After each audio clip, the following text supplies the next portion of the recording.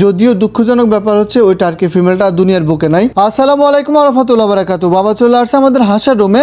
আসতে না আসতে একটা অঘটন ঘটে গেছে। আমাদের একটা হাঁসের বাচ্চারা সম্ভবত কোনো একটা হাঁস মারি মাঝখানে ফেলা রাখছে। বাবা এটা দেখে বুঝতে পারছে সম্ভবত কোনো রুমে হাঁসের বাচ্চা ফুটছে আর অন্য হাঁসগুলা হয়তো বা এটা মারি এখানে ফেলা রাখছে। আর আঙ্গুল দিয়া বাবা দেখা দিতেছে হাঁসগুলার অসঙ্গতি। একটা রুমের মধ্যে একটা খাঁচার মধ্যে কয়টা বসে রয়েছে একসাথে। এরপরে এই পাশে যে বক্সের উপর হাঁসগুলা বসে রয়েছে তাদেরকে সরাই দিয়া বক্সটা খুলতেছে। আর খুলতে না খুলতে কি দেখতেছেন, একসাথে 2-3 জন এখানেও বসে রয়েছে। মানে এরা যে আমার কি ক্ষতি করতেছে একটু পরে বলতেছি। তারপর একটা হাঁস উঠেছে, উঠেতে না উঠেতে দেখেন মাশাল্লাহ মাশাল্লাহ কতগুলো বেবি আমাদের ঘরে চলে আসছে। এরপর বাবা একটা একটা করে সাদা গোলাপ ফুলগুলো হাজির মধ্যে রাখতেছে, একবারে গুলুগুলু পন্সের মতো তুলার মতো বললে চলে। বাবা হাঁসের বাচ্চাগুলার হাজির মধ্যে উঠাতেছে আর আমি বলতেছি এরা আমার কি ক্ষতি করছে। আমার এই খামার জীবন চলতেছে প্রায় 3 বছর। এই 3 বছরে এত ডিম নষ্ট হয় নাই, গত মাসে যত ডিম নষ্ট হয়েছে। আর এই নষ্ট হওয়ার পিছনে একমাত্র কারণ হচ্ছে এক জায়গায় 2 থেকে 3টা হাঁস বসে থাকা। তারা ঠিকঠাক মতো দেয় না। 3টা হাঁস একসাথে বসি মারামারি করে হাঁসের ডিম ভাঙি আলায়, না হলে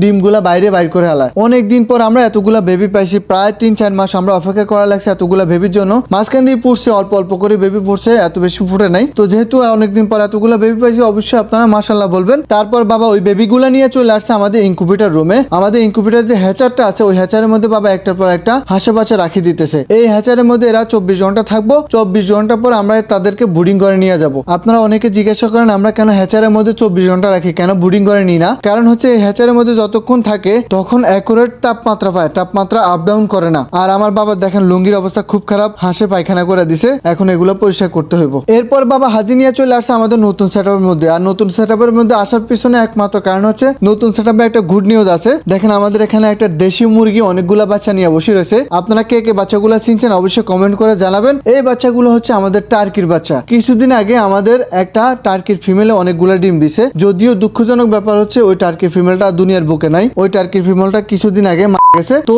যাওয়ার আগে সে অনেকগুলা ডিম দিয়ে গেছে। ওই ডিমগুলো আমরা মুরগির নিচে বসাইছি। আর ওই মুরগির নিচে দেখতে দেখতে সবগুলা ডিম থেকে বাচ্চা ফুটে বাইর হয়েছে। মাশাল্লাহ মাশাল্লাহ দীর্ঘদিন প্রতীক্ষার পর আমরা এই বেবিগুলা পাইছি। আমাদের এই টার্কিগুলারে আমরা প্রায় 1.5 বছর যাবত পালতেছি। টার্কির বয়স যখন 8 মাস হয়েছে তখন থেকে আমরা আশা করতেছি এগুলা থেকে ডিম পাবো, কিন্তু তখন আমরা পাই নাই। প্রায় 1.5 বছর সময় লাগাই দিছে। 1.5 বছর পরে যেহেতু ডিম পাইছি, ডিমের পর এখন বাচ্চাও পাইছি, তো আল্লাহর কাছে লাখ লাখ শুকর। এর আগে যতগুলো হাঁস মুরগি যত কিছু থেকে বেবি পড়তো ওই বেবিগুলারে আমরা আলাদা করে ব্রুডিং করতাম। কিন্তু যেহেতু এগুলা মুরগির নিচে পড়ছে, দেশি মুরগির নিচে পড়ছে, এই কারণে আমরা এদেরকে আলাদা করব না, এদেরকে আমরা দেশি মুরগির নিচে ব্রুডিং করব। বাবা মুরগিটারে নিয়ে আমাদের অন্য আরেকটা রুমে নিয়ে আসি। ওইখানে ব্রুডিং করে যে সিস্টেমটা আছে ওই সিস্টেমের মধ্যে রাখি দিছে। এই মুরগিটারে আমরা প্রতিদিন এখানে রাখবো যতদিন পর্যন্ত আমাদের টার্কি বাচ্চাগুলোর ব্রুডিং না শেষ হয়েছে। আপনারা অবশ্যই দোয়া করবেন যাতে টার্কি বাচ্চা সবগুলা সুস্থ সবল ভাবে বড় হইতে পারে। তারপর বাবা চলে আসছে আমাদের 3তলা ছাদের মধ্যে, হাতে একটা লাল গাবলা আর ঝাড়ু নিয়ে চলে আসছে। আমি বাড়ি থেকে আসার পর এখানে ছোটখাটো একটা সেটআপ বানানো হয়েছে, যদিও তখন ভিডিও করা হয় না, এই কারণে আপনাদেরকে দেখানো হয় নাই। এই সেটআপের মধ্যে আমাদের নতুন যে হাঁসের বাচ্চাগুলো হয়েছে ওইগুলা এখানে রাখি আস্তে আস্তে বড় করা হইতেছে।